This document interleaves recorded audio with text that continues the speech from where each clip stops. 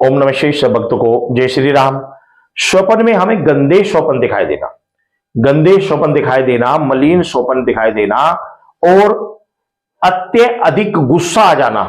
बहुत ज्यादा गुस्सा आ रहा है आपको, अत्यधिक गुस्सा आता है। छोटी छोटी बातों में घर में कलेश हो जाना, घर में अशांति का माहौल बने रहना, एक अलग ही तरीके का घर में माहौल बना रहना, घर में बीमारी कंटिन्यू लगे रहना, कारोबार में नुकसान होना, पैसे की कंटिन्यू हानि होना। तो ये सभी चीजें क्या होती हैं, आज इस विषय में हम चर्चा करेंगे। यदि आपके साथ में ये समस्या हो रही है तो ये वीडियो आपके लिए वेरी इंपॉर्टेंट वीडियो है। ये वीडियो आपकी जिंदगी बदल सकती है। इस वीडियो को पूरा अवश्य देख लें, क्योंकि अगर आपके साथ में अभी या भविष्य में ये समस्या घटना घटेगी तो आप इससे किस प्रकार बच सकते हैं और क्या क्या समस्या हो सकती है, किस समस्या के द्वारा, किस तरीके के द्वारा आप इन समस्याओं से आप मुक्ति पा सकते हैं। देखो, यदि आपके साथ में ऐसा कुछ हो रहा है तो अवश्य ही एक बात समझ लीजिए कि आपके घर में तंत्र क्रिया है, तंत्र क्रिया है, या फिर आपके साथ में निगेटिविटी जुड़ चुकी है। निगेटिविटी अक्सर कहीं से भी किसी प्रकार से भी लग सकती है। ये कोई बड़ी बात नहीं, कहीं से भी किसी तरीके से भी निगेटिविटी आपके साथ कनेक्ट हो सकती है। चौराहे से हो सकती है, किसी पेड़ से हो सकती है। अभी मैं लाइव किसी का पूछा देख रहा था तो उनके घर के बाहर एक पेड़ था, उस पेड़ के ऊपर प्रेत रहता था। वो जैसे ही व्यक्ति घर से बाहर निकलता था प्रेत उसके साथ चल देता था और उसके सारे काम बिगाड़ देता था। ठीक है ना। तो इस तरीके से प्रेत भी कहीं से भी लग सकता है, कोई निगेटिविटी लग सकती है, कोई आत्मा लग सकती है, या फिर आपके साथ में कोई किसी व्यक्ति ने तंत्र क्रिया कर दी है तो उसके द्वारा भी ये समस्या आपके साथ आती है।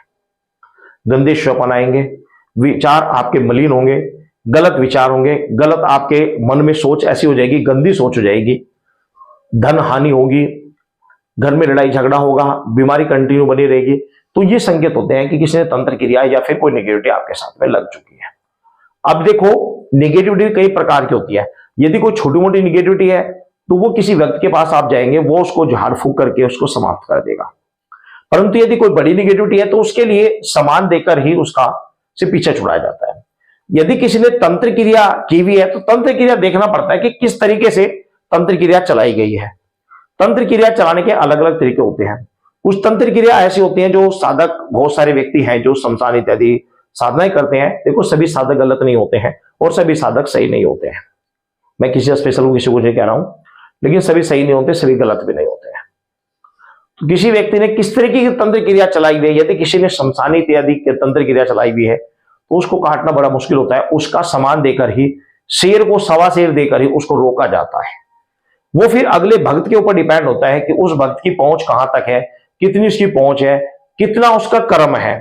उस कर्मों के आधार पर ही वो उस शक्ति को रोक पाता है, उस शक्ति को सामान देकर शांत कर पाता है। हनुमान जी की शक्ति बहुत हद तक बहुत सारे कार्य करने में सक्षम होती है, लेकिन यदि कहीं पर शमशान क्रिया चलाई हुई है, गंदी शक्तियां चलाई हुई है, तो वहां पर उसी तरीके से उसका उपाय किया जाता है। हनुमान जी की शक्ति बहुत जगह पर कार्य करती है, ज्यादातर कार्य करती है, लेकिन कुछ षडभंग समान कार्य ऐसे होते हैं जहां पर हनुमान जी की शक्ति कार्य नहीं करती, क्योंकि वहां षडभंग तरीके से कार्य हुआ होता है। तो फिर वह समस्या ऐसे ही व्यक्ति के पास जाकर सोल्व होती है जो व्यक्ति उस तरह का कार्य करता हो। समझ गया बात।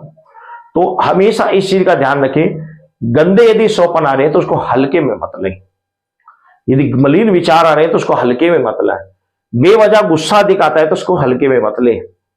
घर में लड़ाई झगड़ा हो रहा है, घर में छोटी छोटी बातों को लेकर समस्या आ रही है, घर में बीमारी बनी हुई है तो उसको हल्के में मत ले, इसको गंभीरता से ले और इसका उपाय समय रहते कर ले। अन्यथा ये समस्या बढ़कर फिर कहीं ना कहीं चोट लगने की संभावनाएं बन जाती है, एक्सीडेंट होना प्रारंभ हो जाता है, कहीं ना कहीं पर हानि होनी प्रारंभ हो जाती है और धीरे धीरे ये चीजें बढ़कर कोई व्यक्ति घर में फिर मर भी जाता है।